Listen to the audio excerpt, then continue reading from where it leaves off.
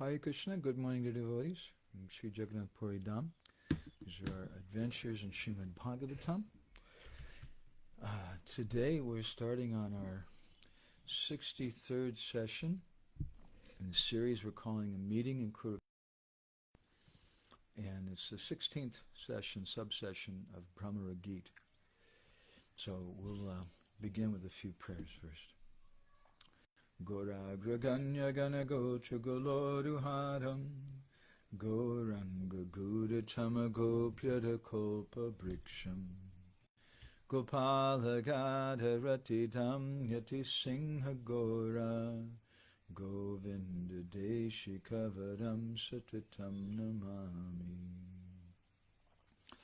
Uttama adama kichuna bhachila Jachiya dile kakola Kahe premananda emona goranga Ridhoya dadiya bola Bhaja goranga kaha goranga Laha gorangera namure Jai Jana Goranga Bhaje Se Hoyamara Pranare Hare Krishna Krishna Krishna Hare Hare Hare Rama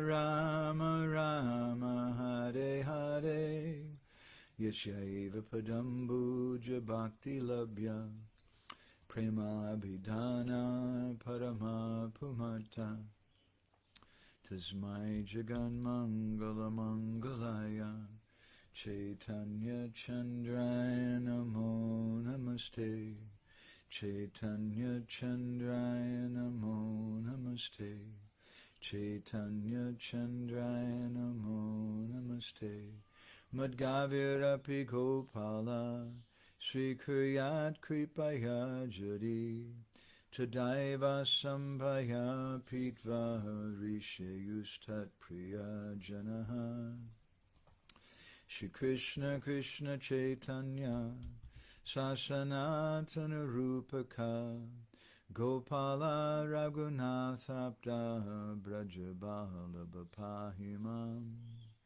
Panchakalpatarubhischa Kripa Sindhubhya cha Patitanam Pavanebhyo Vaishnavebhyo Namo Namaha Jai Shri Krishna Chaitanya Prabhu Nityananda Shri Advaita Gadadhar Shivasadi Gaura Bhakta Vrinda Hare Krishna Krishna Krishna Hare Hare Hare Rama Rama Rama Hare Hare Om Namo Bhagavate Vasudevaya Om Namo Bhagavate Vasudevaya Om Namo Bhagavate Vasudevaya. Good morning from Sri Jagannath Puri Dham. My name is Madhavananda Das. This is our 63rd session in our series of talks we're calling Meeting in Kurukshetra. And today we're reading from this book, Mathura Meets Vrindavan, which is a compilation of talks given by our revered spiritual master, Srimad Gour Govinda Swami Maharaj. In our last session, we spoke something about the divine madness of Srimati Radharani and the gopis, and how the Bhramara-gita, this 47th chapter, the 10th canto, describes how a black bumblebee came humming and moving around Radharani's face, and the bee was thinking that her face, her feet, her palms were all like lotus flowers. And Radharani started chastising that bee. Hey, black bee, get out of here. You black people are unreliable. Why have you come here? I can understand. You've come as a messenger from your master. Umadupa, black bumblebee, you're a friend of that Sham, who's Kitava, Kapata, a great duplicitous person. Yes, you make a very nice pair, the two of you. You are Madhupa, and he is Madhupati. Madhu means honey. So Madhupa means bumblebee, or one who sucks honey. Mathura is also known as Madhupuri, as it was formerly the home of a demon named Madhu. So Madhupa means Lord of Mathura. So Srimati Radharani in this way began to speak some very harsh words to Krishna. It's a very astonishing thing to try to understand that that same Supreme Personality of Godhead, who is worshipped and glorified in temples and churches and mosques all over the world, here in this 47th chapter of the Bhagavatam, the 10th canto, which some Gaudiya Vaishnavas describe as the most important chapter of the 10th canto, and we discussed that in some of our previous sessions. Most important in the sense that this connects with Gour Leela. And if we read in the 19th chapter of the Antya Leela of Chaitanya Charitamrita, we'll see that the mood that Srimati Radharani was having in that place known as Udavakeri, which is still there today, near to Nandagan and Braj, that same mood was being expressed by Sri Chaitanya Mahaprabhu, because he's Krishna, and Krishna says, Napariham niravadyasam yujam. He tells the gopis, and our Guru Maharaj comments that especially this verse means Srimati Radharani.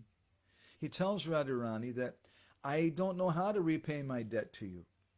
So to repay that debt, he has to experience the same feelings that she is experiencing. So what Radharani is experiencing, as discussed in the Bhramara-gita, the 47th chapter of the 10th canto, is also being experienced by Sri Chaitanya Mahaprabhu in the Gambhira here in Jagannath Puri Dham. So going on, our Guru Maharaj in Mathura Meets Vrindavan, he speaks about Radharani's words, which are full of irsa, enviousness, pride, and great anger, as well as dibyon mada, the transcendental madness. And Radharani says many things which are technically known as prajalpa. It's a very, very difficult thing to understand. You can't understand Radharani's words by apara vichar, or apparent consideration. Only by tattva vichar, absolute consideration, can someone understand them through tattva. Radharani is chastising Krishna, but her chastisement are expressions of her divine ecstatic love for Krishna. And she chastises him, speaking about in Treta Yuga, we heard about you. Your master came as Lord Ram, and he killed this monkey Bali. He didn't even kill him face to face. He killed him like a hunter. How is that? It's very merciless. It's very bad. And your master came as the son of Kashyapa Muni, Vamanadev. He was a nice Brahman brahmachari. But poor Bali Maharaj offered him worship. And this Vamanadev with his tiny little feet, he cheated him and took everything away from him. And Radharani goes on to say, this is a question of the sham, this black color. All black-colored people do this. But your master, he's this black color.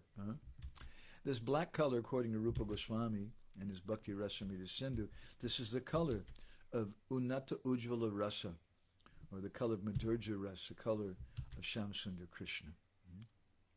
And he spoke something in our last session about Suparnika, and how Suparnika, the younger sister of Ravan, what was her fault? She was attracted to Lord Ramachandra, and he had her nose and ears cut off. But he had to do that. First of all, he had to do it, as we spoke, because he was Maryada Purushottam, the topmost example of Vedic behavior, and he'd taken a vow, Ekopatni Brata. I'll only accept one wife as the ideal husband.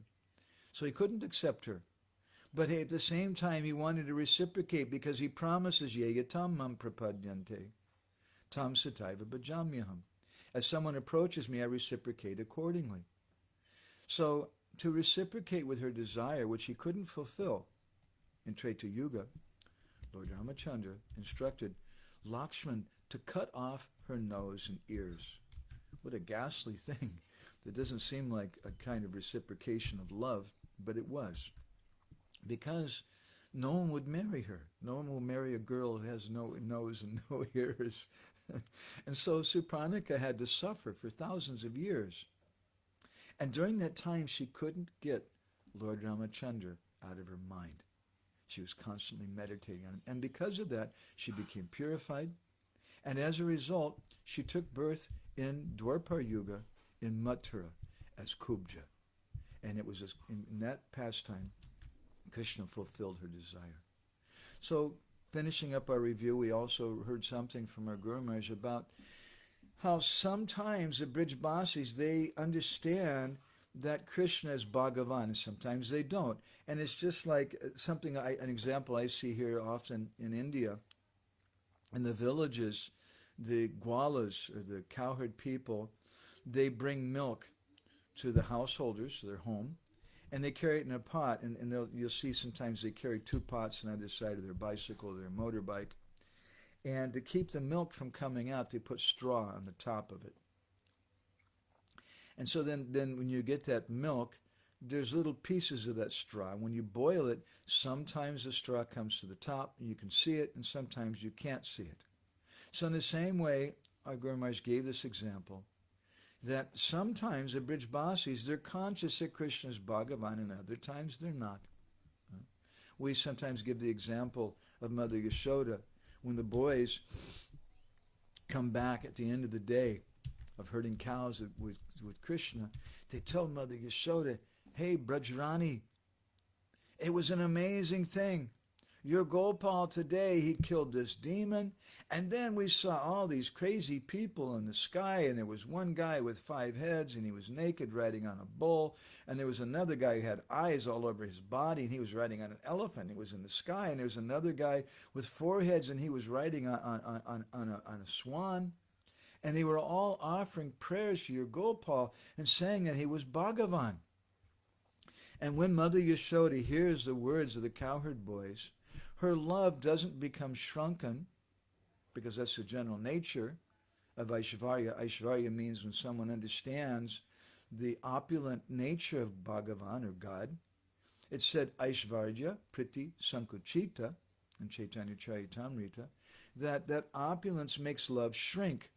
But it didn't shrink the love of Mother Yashoda, rather it increased it, it made it more and more intense. And she said, "Really? My Gopal is Bhagavan. Isn't that sweet?" And she became proud of him. This is also the mood in Kurukshetra. We're looking ahead in our discussion, the meeting in Kurukshetra, and we're laying a foundation for that. So in Kurukshetra, the Brijbasis are meeting with Krishna, and they're seeing so much opulence. So many thousands of elephants and millions of warriors coming, and everybody's wearing gold armor and silver, and there's piles of jewels on the back of their chariots to give in charity. There's so much opulence. But that opulence doesn't make their love shrink in Kurukshetra. Rather, it makes it more and more and more intense. And they say, "No, we don't want you here. We want you in Vrindavan." So I'd like to continue with our reading, and I'd like to invite anybody who's watching, taking part. Thank you, Brajabanita and Ananta Garanga Prabhu. Nice to see both of you. If anybody has any reflections or comments, we'd like to have an open discussion. Please share whatever it is particular that you like. So I'd like to continue our thoughtful reading. So our Guru Maharaj describes, a third point is here also. Sri Radha and the others in Braj Bhumi don't accept Krishna as Bhagavan. They don't believe it, because Krishna is so dear, so close, and so intimate with them. Due to their pure love and affection, they've forgotten Krishna as Bhagavan, but Esuna Kata, they've heard from others. That means it's not their own words, it's others' Kata. When Garga Muni was performing the Namkaran Sanskara, Krishna's name-giving ceremony, he said that Krishna was Ishvara, Bhagavan. Purnamasi also said that Krishna is not an ordinary human being, that he is Bhagavan, Ishvara. And Nandimukhi also said it. So the gopis, Radharani, and the cowherd boys have heard this from others. It's not their words. It is others' kata. Guru Maharaj calls us, he says, Esuna kata. They've heard from others. It's others' kata.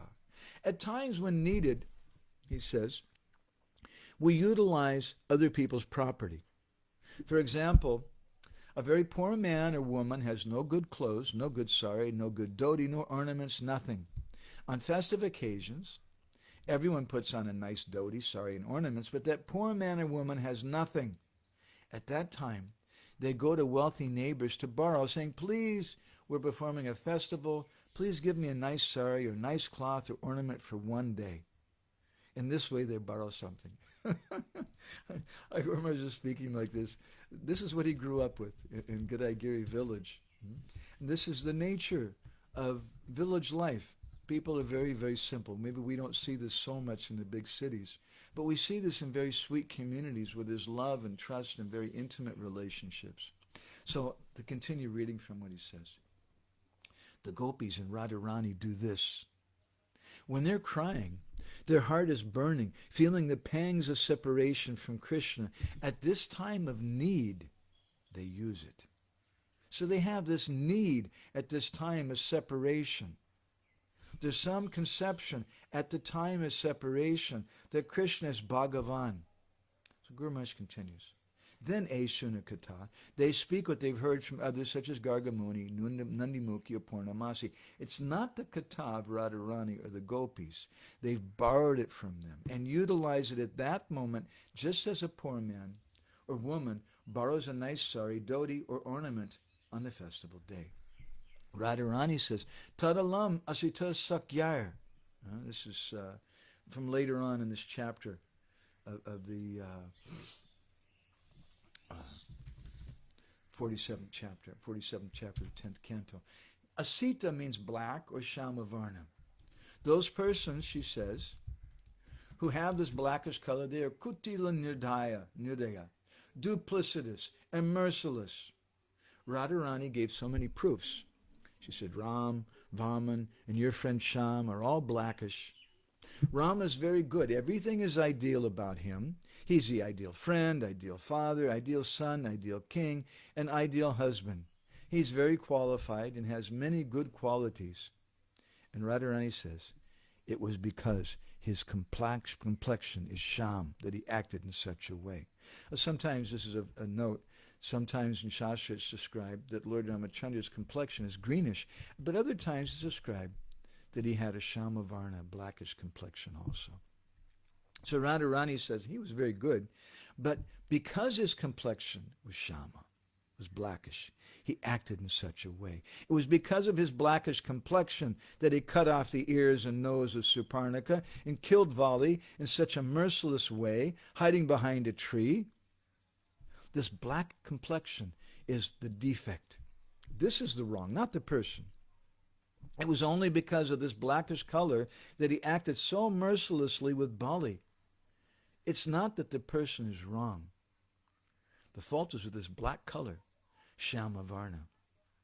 Thus Radharani has not said this thinking of Krishna as Bhagavan. She has only spoken this because of the Shamavarna. This is very deep. And in the book, Embankment of Separation, which is another publication we printed some years ago, the Gopalji Publications, there's one chapter therein where Srimad Govinda Maharaj, our revered spiritual master, speaks about this Shamavarna and the importance of it and the purport of it. It's a very deep subject. We won't go there right now. He goes on. Radharani's talking like this is Chitra Jalpa. It's very difficult to understand the mystery behind Krishna's pastimes. Those who take up a paravichar, the apparent consideration, will say that Krishna is merciless, but in tattva vichar, it is not so. Krishna is not merciless. Krishna is not duplicitous. Krishna is not cruel. He's very merciful and sober. He has all good qualities. There's nothing bad. If you understand in tattva, then you can really understand. But if you take to aparavichar, the apparent consideration, then you will find fault with Krishna. Okay? But Radharani's speaking is not aparavichar. Her speech is a different thing. She spoke in this way because the mood of Chitra Jalpa.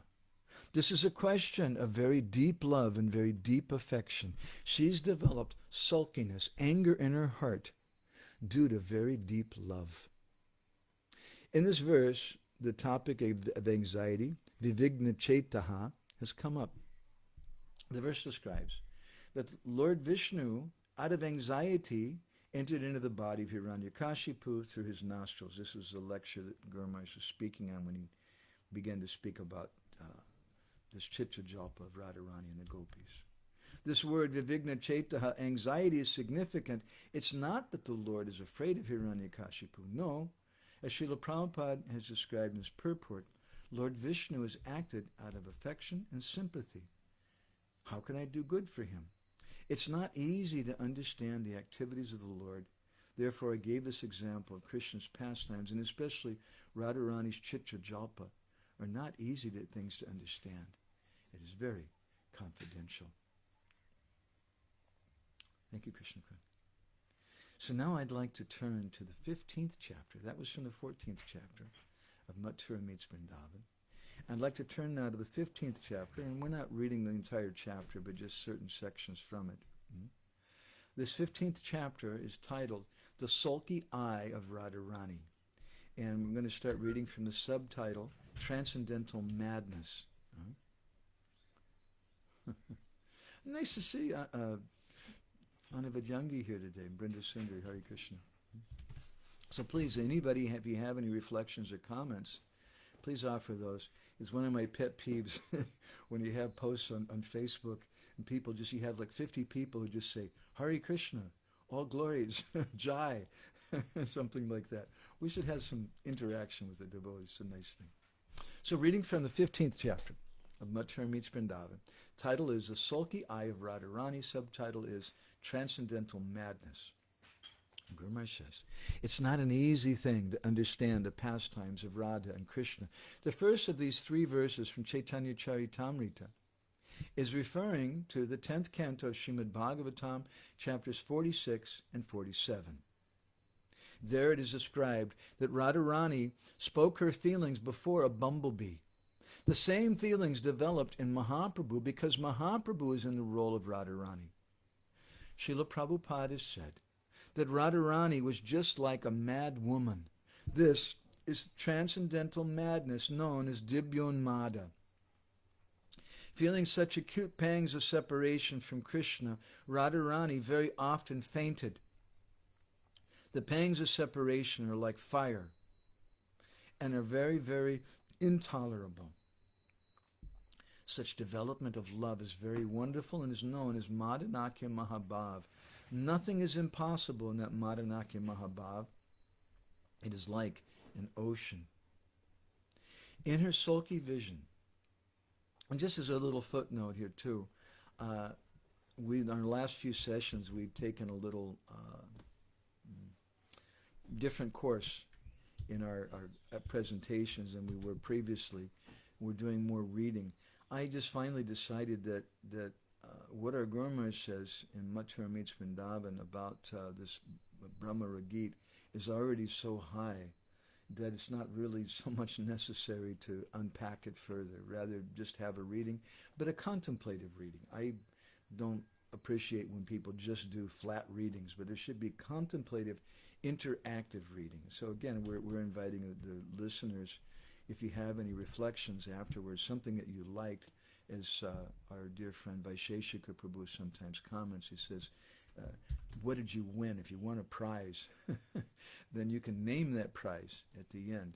And that way you get to keep the prize. So if there's something that you liked that reminded you of something else, something you can make some comment, we'd appreciate that. So Gour says, nothing is impossible in that Madhanakya Mahabhav. It's like an ocean.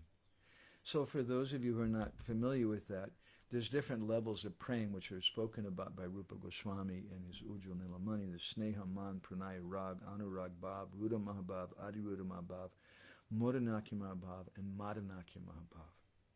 And it's that Madanakya Mahabhav which is the last limit of prema. And Srimati Radharani is known as Madanakya Mahabhava Moyi, or the embodiment of that Madanakya Mahabhav. It's such a high thing. Right? We want to understand this because we want to discuss something about the meeting in Kurukshetra. And without understanding the intense feelings that the Brijbasis experienced in separation from Krishna, and as later we'll hear, and in some upcoming discussions, that Krishna is also experiencing from them when he was in Mathura and in Vrindavan and in Dwarka, we can't understand the full purport of the meeting in Kurukshetra. So to go on with our reading. In her sulky vision, Radharani sees Krishna enjoying the company of the women of Mathura. Then leaving them, he comes to Braj Bhumi. In this vision, Radharani sees that Krishna has come, and she manifests her man, her sulkiness. So this is not just a question of tattva vichara, as Gour Maharaj is saying. It's certainly not a question of apara vichara, the apparent consideration. This is something which Radharani has no control over. This is dibyonmada, or divine madness. It just rises within her heart. It's not that she's thinking, oh yes, Krishna is like this, and therefore I'll say this. It's just a manifestation of her divine ecstasy. In this vision, Radharani sees that Krishna has come, and she manifests her man, her sulkiness. Krishna tries his best to pacify Radharani, to break her sulkiness, but he fails. This is Radharani's vision. He goes away, and then he sends a messenger, a black bumblebee, to break Radharani's man. The bumblebee comes and moves around the lotus feet of Radharani while singing. In her sulky vision, Radharani sees all these things. Radharani says, Ayati cha mama nikatam yati cha niryutya maturam snagaram. Our most beloved Krishna comes to us unnoticed and then again goes back to Mathura. She said, Kaschan Rama Ramayati Ramanasa Tatrapi. He has many lovers in Mathura Nagar. Otherwise, why has he come here unnoticeably and then again going away? Radharani has this very intense thought. She sees in her sulky eye the damsels, the ladies of Mathura, and she also sees Krishna enjoying in their company the Ayanti Krishna Sangamam. That's Bhagavatam 47, 10th canto, 47th chapter, 11th verse. Seeing all these things, Radharani becomes more and more sulky. This viraha duk, feeling the acute pangs of separation, is like an unlimited ocean, and sulkiness is like an island in that ocean. A very beautiful analogy. Radharani's become so angry. And Gour Maharaj is saying that this viraha duk, feeling the pangs of separation, is like an unlimited ocean. So what do you do if you're drowning, you're dying? The gopis and Radharani are dying in the ocean of separation, and you can't see any land anywhere. So Gour Maharaj says this sulkiness, their anger, is like an island that they can take shelter of in that ocean. Radharani sees the black bumblebee moving around her lotus feet. The mustache of that bumblebee has become yellow-colored. Seeing this, Radharani's sulkiness becomes more acute. This is Sanchari Bhav. In Ujjwala Nilamani, in Bhakti Rasamrita Sindhu, Sanchari Bhavs are described as 33 transitory, assisting emotions. Radharani developed the Sanchari Bhav known as Nirveda. Indifference, despondency, or disappointment in that Bhav. Radharani sees all the defects or faults in Krishna. Radharani tells the bumblebee, Krishna is a reservoir of so many defects and faults, there's no need of his association.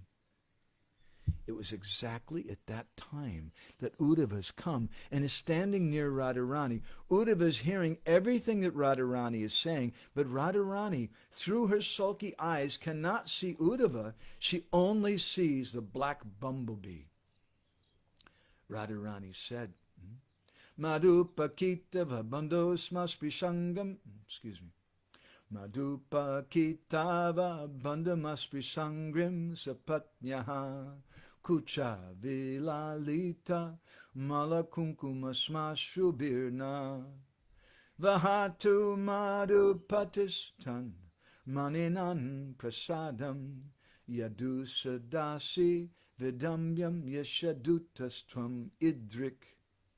O honeybee, O friend of a cheater, don't touch my feet with your whiskers, which are smeared with the kumkum that rubbed onto Krishna's garland when it was crushed by the breasts of a rival lover.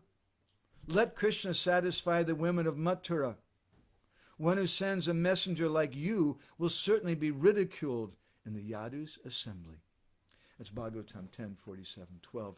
Madhupakitava bandho mas vishangrim. O bumblebee, friend of that crooked person, Krishna, don't touch me. Kapatira bandhu, you're a friend of that crooked person. Why are you standing before me? Get out from here. You've drunk liquor. You're a great drunkard. Your master is Madhupati. Again, Madhupati means Krishna, the Lord of Mathura, but Madhu also means liquor. You are his servant, and therefore you've drunk so much. This is very good. The master and the servant are united. You are his servant and messenger. Then Radharani says to her girl companions, Sakhigan, O Sakhis, don't think this messenger is very simple. He's not as simple as he appears. He is very drunk. His head reels. He seems to be simple, but he's not simple at all. He's very crooked. Ade Kaitava Bandhu, O friend of the crooked, your master is a crest jewel of crooked persons, Kapati Chudamani. And you are the replica of your master. You are Visham Kapati, an unequaled cheater. If you are not both the same, then how could you develop friendship? A crooked person outwardly seems to be very simple. So much duplicity is there.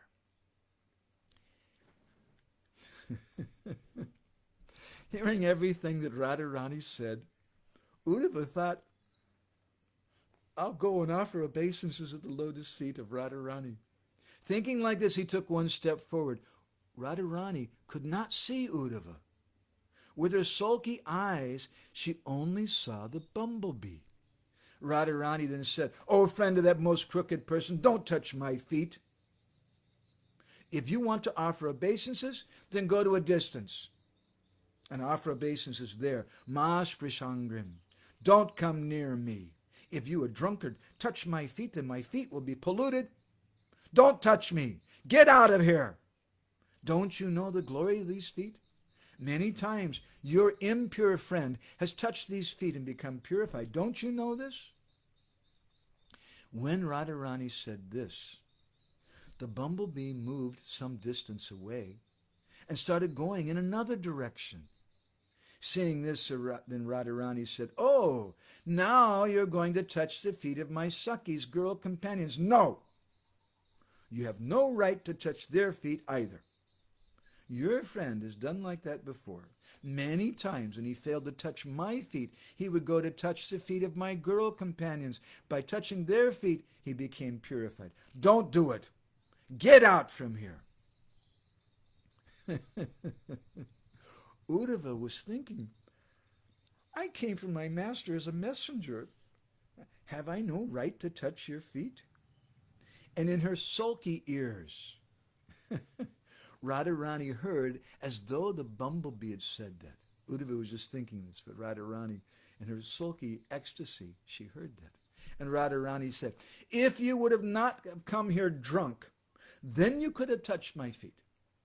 If you would say, no, I've not drunk liquor, then I say, if you say you've not drunk liquor, then I say, no, definitely you've drunk liquor. I'll prove it.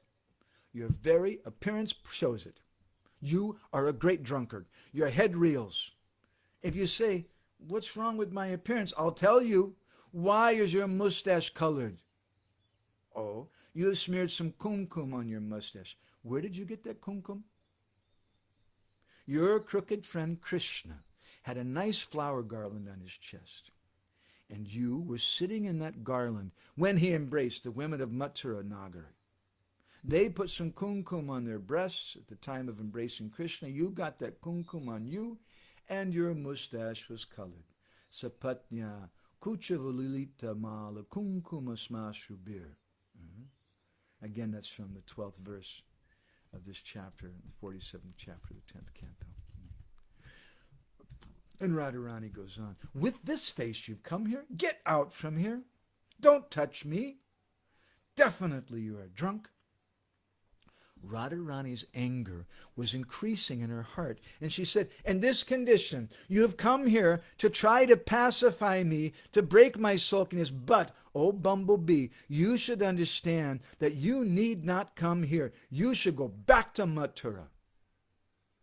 Many damsels are there, many ladies are there. If you break one lady's sulkiness, then another lady will become sulky, and this way you'll spend your whole life there in Mathura. So you don't need to come here. You shouldn't come here. You have so much work to do there. Why are you coming here? She said like that. This kind of loving, ecstatic talk is known as prajalpa. And Gour Maharaj quotes Ujjwal Nilamani, chapter 14, text 182.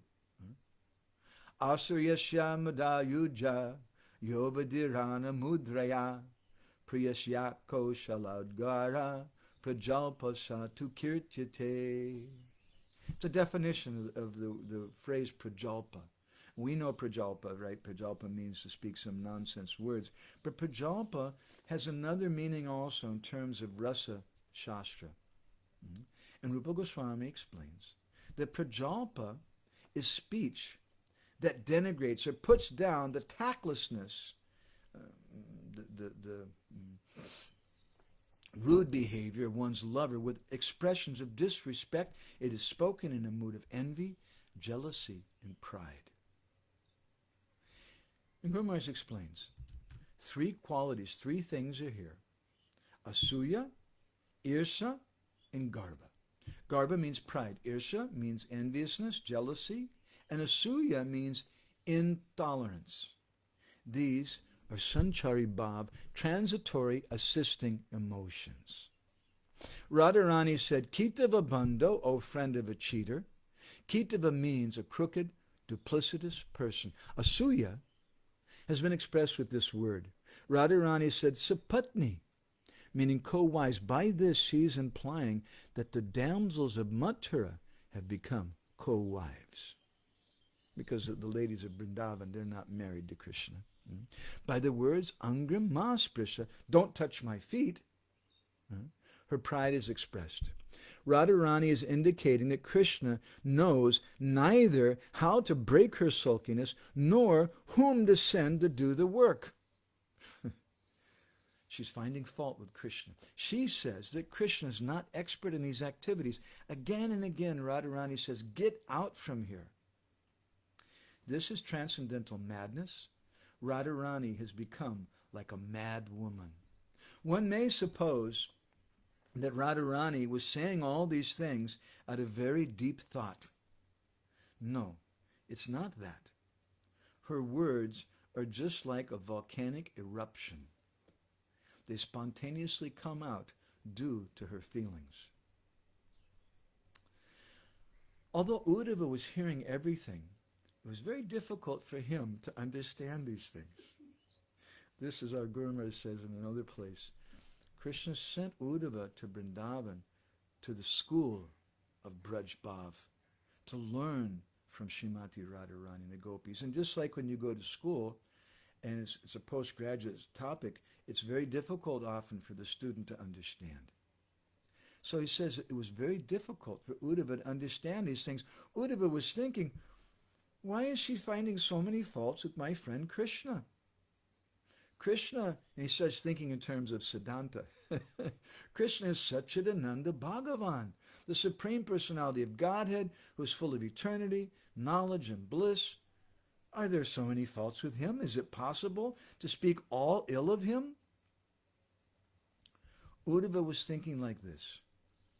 And Radharani was, quote, hearing everything in her sulky ears. And Radharani responds, oh, you are questioning why I am speaking so ill of your friend? Are you saying this thing, O bumblebee? Are you saying that he has no fault? I am telling you, he has many faults. Many very, very severe and grievous faults. I know, but no one else knows. Do you know what he's done? He's spoiled all our dharma, our karma, everything. Do you know how? He's not used any weapons. Sakradadara sudram, swam mohinam payaiva. He's broken it simply by allowing us to drink the nectarian mellow emanating from his lips. Such adada sudha, nectar from the lips, is nowhere to be found. Just by allowing us to drink it, he spoiled all our dharma and karma and then left us. If you say, oh, you damsels of Brajbhumi, you are pativrata, devoted to your husbands, so why did you drink the nectarian mellow from his lips? Are you asking this thing, O Bhramara? All right. Radharani says, I'll tell you. The nectarian transcendental mellow coming from his lips is so enchanting that one cannot help but drink it. Yes, yes. As soon as one sees his reddish lips, a girl becomes so maddened that she has to do it. One who is not so fortunate, who has not seen such a lotus-like face, with such reddish lips, cannot understand it. We became mad, and therefore we drank. You cannot find anywhere in the whole universe such nectarian mellow as he's emanating from these lips, but then he left us. Tatya Jasman Bhavadrik. That's a reference from the 13th verse of the 47th chapter of the 10th canto. And Radharani says, he is like you. You are a bumblebee. You go to a flower that has honey and you drink it. When the honey is finished, then you leave the flower. You are so cruel, but that is your bumblebee nature. If there's no honey in the flower, then you leave. But what did he do? He made us drink the Sumana Saiva, the nectarian mellow emanating from his lips, and then he left us. Why? To put us in the ocean of viraha. So what is being subtly discussed here, what is subtly being pointed out here, that Krishna is so unbelievably cruel. It would be one thing, Radharani's saying, if Krishna made us attached to him, and then he left us in separation and we died. But the nature of Krishna, Samanasa Eva, there's this nectar coming from him. And once you drink that nectar, then you can't die. Rather, you're just tortured for all time. This is the subtle point. It's not said here, but this is a subtle point that our Guru Maharaj is making here. He made us drink the Sumana, Radharani says, he made us drink the Sumana Saiva, the nectarian mellow, emanating from his lips, and then he left us. Why? To put us in this ocean of viraha, separation. Tell me, is there any such cruel person possessed of such bad character as him? He has some bad intention in him. What is that? By letting us drink this nectarian transcendental mellow emanating from his lips, he's put us in these acute pangs of separation. That is an evil intention. He did it just to make us suffer. Why? Due to such intolerable severe suffering and unhappiness coming from these acute pangs of separation, the Braj Gopis will die, but we're not dying. Death is not coming to us because the nectarian mellow emanating from his lips is such that one who has drunk it won't die. The body won't die. The body becomes immortal, deathless. Therefore, we cannot die. We just continue to undergo pain and suffer and suffer and suffer and suffer. Nothing else. He has done this. So I'm going to stop here for my reading, and I have just a little reflection of my own. This is Gauranga Mahaprabhu. This is Sri Chaitanya Mahaprabhu here in Jagannath Puri. In the mood of Srimati Radharani, Krishna wanting to repay his debt to Radharani, which has reached the height of ecstasy, this Dibya Mada, this Madanakya Mahabhav, in the place known as Uddhava Keri, when Srimati Radharani met with Uddhava and was speaking with him. To repay that debt, it's a debt of love, and as I often comment, to repay that debt, you have to pay in the same currency. If I borrow from someone $1,000 and I tell you, okay, anyway, here I'll repay my debt, here's 1,000 Indian rupees. You won't accept it. No. You have to pay me in the same currency. So in this debt, this is a debt which is an inconceivable debt for us. This is a debt of love. And the debt has to be paid in the same currency. How do you repay? What is the currency to repay a debt of love? You have to experience the same feelings. So for Krishna to repay this debt to Srimati Radharani means he has to experience the same feelings as Radharani. He has to come in the mood of a devotee. And he has to experience that same kind of madness and separation, which has went on here in Jagannath Puri Dham in the Gambhira. So this is our discussions about Mathura Meets Vrindavan. And I'd like to again invite anybody who's taking part, and I want to thank so many listeners. And there's so many wonderful comments I see. I'm really, really delighted. It's one thing you read something, you speak something, that's okay. But we like to have some reflections from the devotees. So many reflections are here today. I want to thank everybody for that. Let me just read over a few of these comments and reflections. Brinda Sundari, temple president in Denver, Colorado, very important person. She says, Hare Krishna, my obeisances to you, much gratitude for this weekly broadcast of highest goodness. And our dear mother, Anavadyangi, from the remote place known as Reno, Nevada, which is being burned up with forest fires right now, I think. She says, Jai Radhe, Jai Hari Bol. Brinda Sundari's commented, I'm surprised and curious that they borrow each other's clothes. I had an impression that it wasn't the traditional practice to wear clothes of another person unless they're more elevated than oneself. Perhaps they're breaking the rules out of loving madness, or perhaps it wasn't ever a practice or tradition to not wear another's clothes. Anyway, it's very sweet to hear about.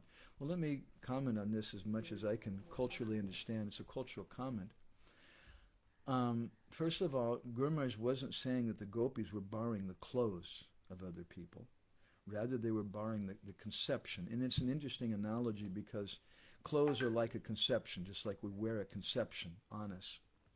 And yes, what you've said here is correct, that you don't borrow someone else's clothes. You don't borrow a junior person's clothes. Just like Brinda Sundar, she has 2 children. I don't think you borrow their clothes to wear. But sometimes your little boy or your little girl, they might wear your shoes, they might dress up like you, they might wear some of your clothes and pretend something. They might borrow your clothes. Or your daughter, when she grows up and she becomes older and she has to go to a dance or something, she needs some special clothes, she might borrow from you. Or she might borrow from some superior person. But it's unusual for the superior to borrow clothes from the inferior. And so similarly, generally a superior won't borrow the conceptions of a junior person. And the gopis here, they're borrowing these conceptions from other persons who are socially superior to them. Nandamukhi and Purnamasi, Gargamuni, these are all Gurujanas for them.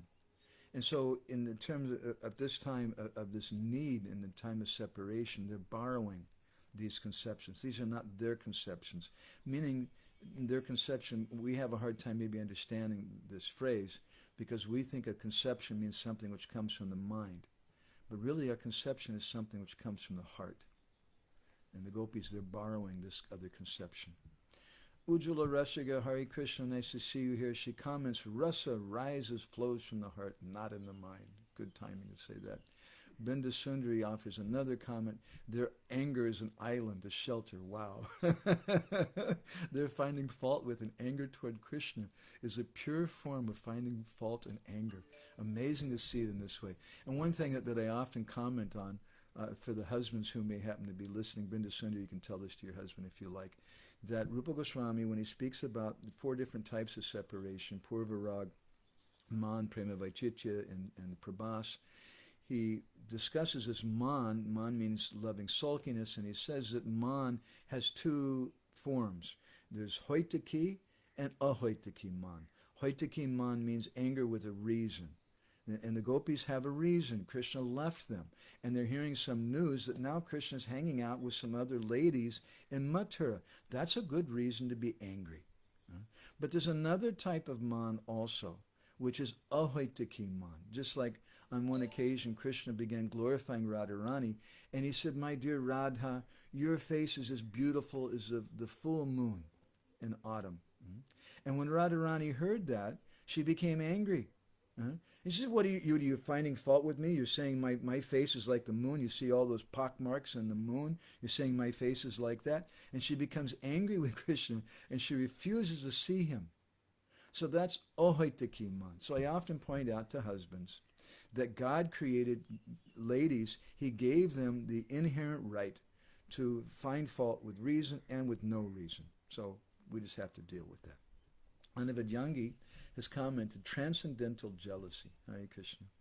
And Leela Avatar Mataji, nice to see you. We miss your association from Mayapur. She says, Hare Krishna. Brajabanita from the distant place known as Israel has commented, their anger is like an island in this ocean of anxiety of separation. It's so wonderful. It's a kind of way of relief from longing for Krishna. Yes, this is the relief the gopis are finding in this island of sulky anger. Binda Sundari says, ha, ha, ha. Does anyone like it when someone tries to get them out of a bad mood? Radharani doesn't. Yes, nobody likes it because, especially ladies, sometimes that anger is their shelter in our relationships also. And then when the husband comes, just like we had our Rath Yatra recently, and Lord Jagannath, it begins with the marriage of Lakshmi and Jagannath. We were speaking about this recently. And then Jagannath, he has his public bath a few days later, and he gets sick from that Snan Yatra.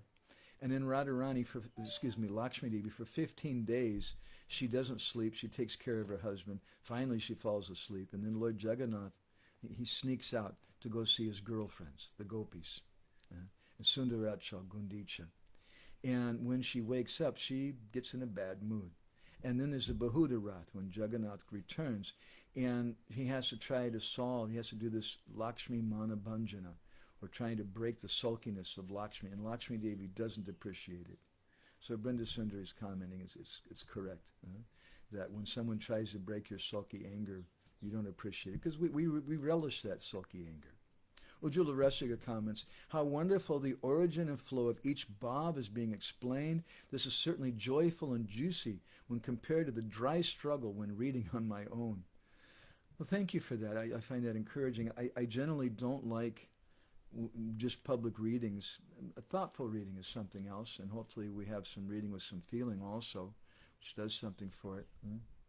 But I also am taking shelter of this reading because although we were going in so many different directions and finding so many different things to discuss these topics, I felt like this topic is such a high topic that I didn't think it necessary to go to so many different commentaries from our acharyas and so many different rare books and things. Rather, just keep it simple. This so-called simple is actually very, very high, reading this Mathura Meets Vrindavan. So thank you, Ujjwala Rasiga. Brinda Sundari's commented, the debt of love has to be paid in the same feelings. Anavadyangi she says, I'm 1 hour from Reno on 5 acres isolated in this desert. She's there in the desert of separation from all the devotees. and the only recourse is that what do they call that thing, the Burning Man festival, when all the devotees, they come once a year. I don't think they're coming now during this time of the pandemic. but they come every year to Nevada, and she gets some association with the devotees. Or maybe sometimes we go to San Jose, and Anavadyangi comes to give us her association there. Ananta Gauranga Prabhu, nice to see you, Prabhu. He's commented, thanks for this wonderful katha, seems like this ocean of viraha is present in our own sampradaya all the way down from Lord Brahma himself until the newcomer. That's a beautiful comment. I really appreciate that. My Guru Maharaj once was asked a question by one of his godbrothers, his friend Jagadatma Prabhu, and Jagadatma asked him, he said, Guru Maharaj, you're always speaking about how we should cry in separation for Krishna, but that seems very theoretical, because I've never met Krishna. How can we cry in separation from him? And Guru Maharaj gave a very enigmatic, deep comment in reply, and he told him, he said that when I leave this world, then you'll be able to cry, then you'll understand. So we have this theoretical separation we're reading about today, and it's very dramatic and it's very beautiful, but it's theoretical. But we can experience that in separation from our Guru Janas. And we see that in our sampradaya, these feelings being carried down. I think that was your point. I'm making it into a little different point, I think, than maybe yourself. But we've experienced a separation through our Guru Janas. Anavadyangi comments, I used to get so mad at my sister wearing my clothes when I was in high school. Yeah.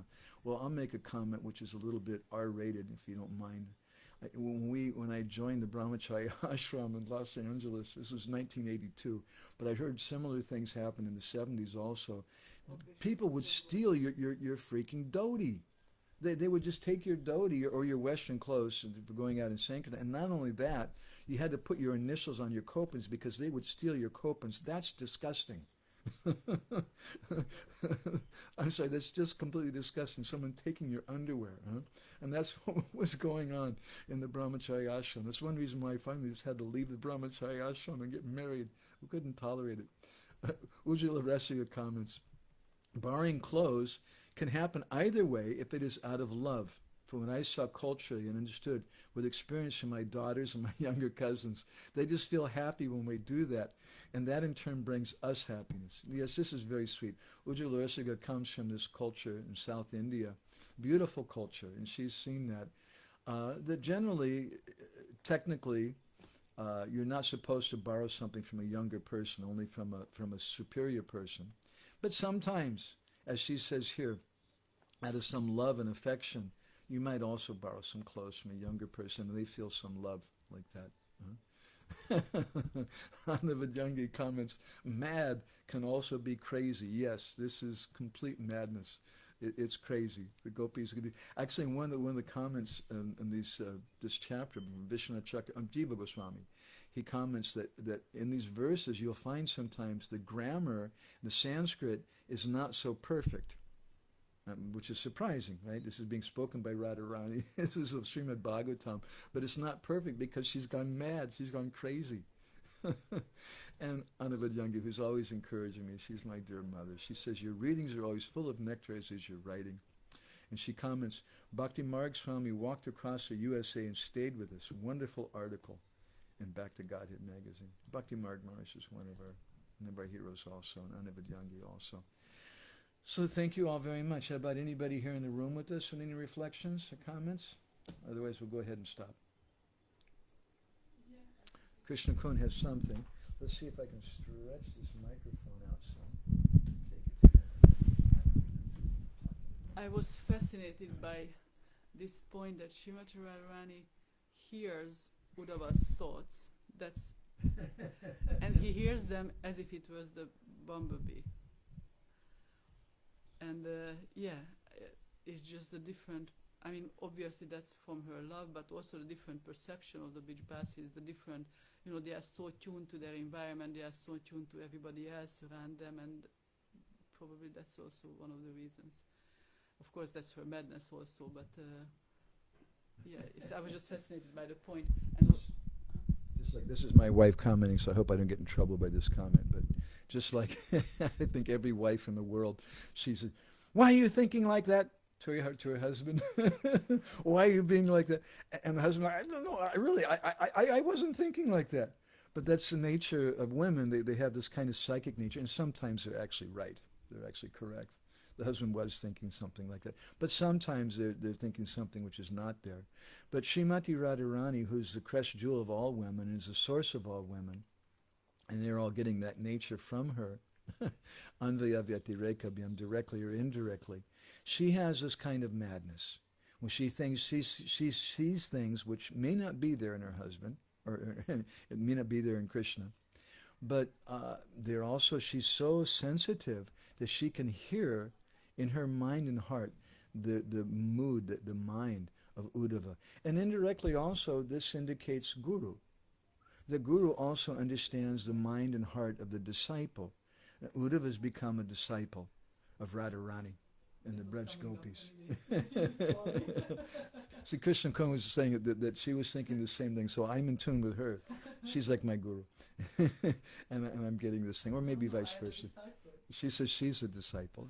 Sometimes it changes in different ways. Just like if you study the history of the Bhagavatam, sometimes the Bhagavatam is spoken by Shukadev Goswami to Maharaj Parikshit, but other times it's spoken by Shiva to Parvati, and other times it's spoken by Parvati to Shiva. Sometimes, according to the Skanda Purana, the Bhagavatam is spoken by Lord Narayan to Lakshmi Devi, and other times Lakshmi Devi speaks it to Lord Narayan. It reminds me of a comment that I was just reading in this wonderful book, Prabhupada's Loving the Daughters or something. I can't remember the title of the book.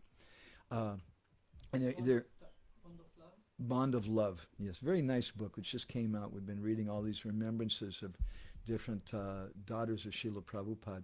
And there's one one of the ladies, she made this comment that her husband once complained to Prabhupada, that my wife doesn't listen to me. She won't follow what I'm telling her. And Prabhupada said, okay, if the wife won't listen to the husband and won't follow the husband, then you can follow the wife, but somebody should follow. He said like that. So this is our movement. We have Vaishnavis, and these Vaishnavis, it's not the same. They're not the same as a Vedic lady or something. So we'll go ahead and stop there. I hope I don't get any trouble with those comments. And thank you all very much.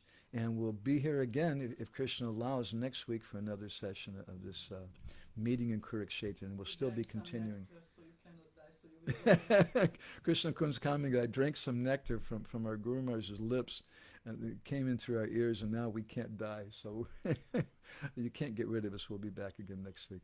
Thank you all very much. Grantaraj Srimad Bhagavatam ki jai, Srila Prabhupada ki jai, Gour Premanandi Hari Hari Bol, Vancha Kalpadarubhischa, Kripa Sindhu Bhyeva Cha, Patitanam Pavanebhyo, Vaishnav